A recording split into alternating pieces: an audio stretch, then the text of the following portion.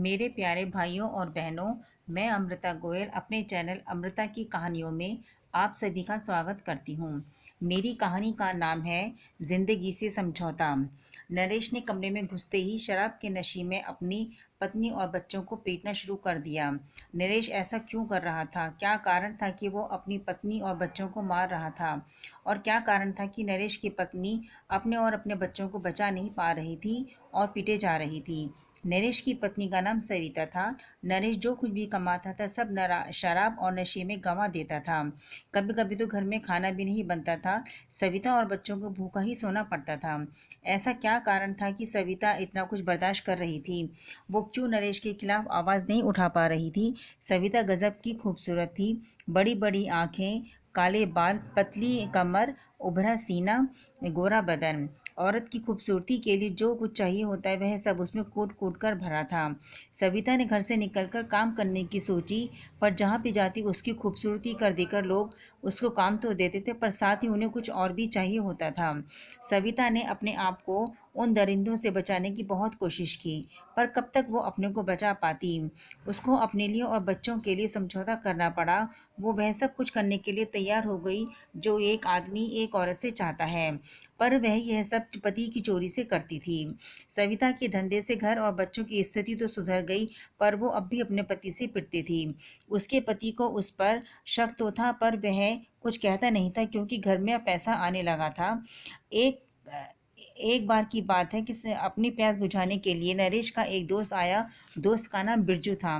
बिरजू सविता की बहुत इज्जत करता था और नज़र नीची करके बात करता था, पर सविता को क्या पता था कि जो उसकी इतनी इज्जत करता है उसका कोई और रूप भी हो सकता है। सविता बिरजू को देखकर चौंक भी गई और बुरी तरह से डर भी गई। यही हाल बिरजू का भी था। वो भी सविता को देखकर चौंक गया कि भाभी यहाँ कैसे?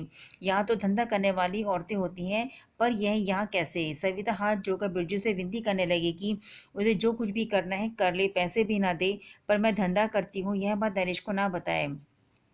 बिरजू को अपने आप पर बहुत शर्म आ रही थी, उसकी नज़रें नहीं उठ रही थीं। फिर उसने सविता ये से यह सब करने का कारण पूछा। सविता बिरजू की बात सुनकर रोने लगी थी, बताने लगी। सविता की दर्द भरी बात सुनकर बिरजू को बहुत दुख हुआ।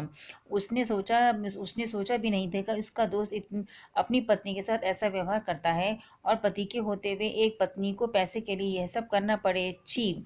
बिरजू ने सविता से इस धंधे में आने का कारण पूछा। सविता ने सब कुछ बता दिया कि किस तरह नरेश और उसे और बच्चों को मारता था। बिरजू ने कहा कि अगर मैं आपको इस धंधे से बाहर निकलने में मदद करूं, तो क्या आप निकलना चाहोगी? सविता ने कहा, मैं इस काम को मजबूरी में कर रही हूँ, कोई भी इस काम को करना नहीं चाहता। बिरजू ने कहा कि अगर मैं नौकरी दिलवाने में तुम्हारी मदद करूं तो क्या तुम नौकरी करोगी?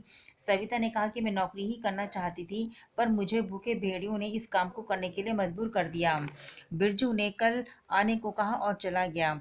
अपने कहे अनुसार बिरजू सविता के पास आया और इस धंधे की मालकिन से बात की कि इन्हें छोड़ दो, नहीं तो मैं पुलिस में सब कुछ तुम्हारे बारे में बता दूंगा। पहले तो वो मानी नहीं, परंतु बहुत कहने सुनने के पश्चात वह सविता को भेजने के लिए तैयार हो गई। बिरजू ने अपने दोस्त की फैक्ट्री में सविता को काम दिलवा दिया। अब सविता भी बहुत खुश रहने लगी। इधर पहले तो नरेश को उसने बहुत समझाया कि अच्छी तरह से रहे, लड़ाई झगड़ा ना करे। कुछ दिन तो नरेश ठीक रहता था, फिर कुछ दिनों के बाद उसका वही हाल हो जाता था। अब सविता ने भी अपने आप को मजबूत कर लिया था। जब समझाने पर भी नरेश नहीं सुधरा, तो उसने नरेश को अपने आप से अलग कर दिया। सविता ने किराए पर एक मकान अलग घर लिया और खुशी खुशी अपने बच्चों के साथ रहने लगी। उसने बिरजू का बहुत बहुत धन्यवाद दिया कि उसकी वजह से ही वो उस दलदल से निकल पाई है। तो मेरे प्यारे दोस्तों, कैसी लगी आपको मेरी ये कहानी? अगर मेरी कहानी पसंद आई हो तो मेरे चैनल को लाइक करें, सब्सक्राइब करें और शेयर करें। धन्यवाद।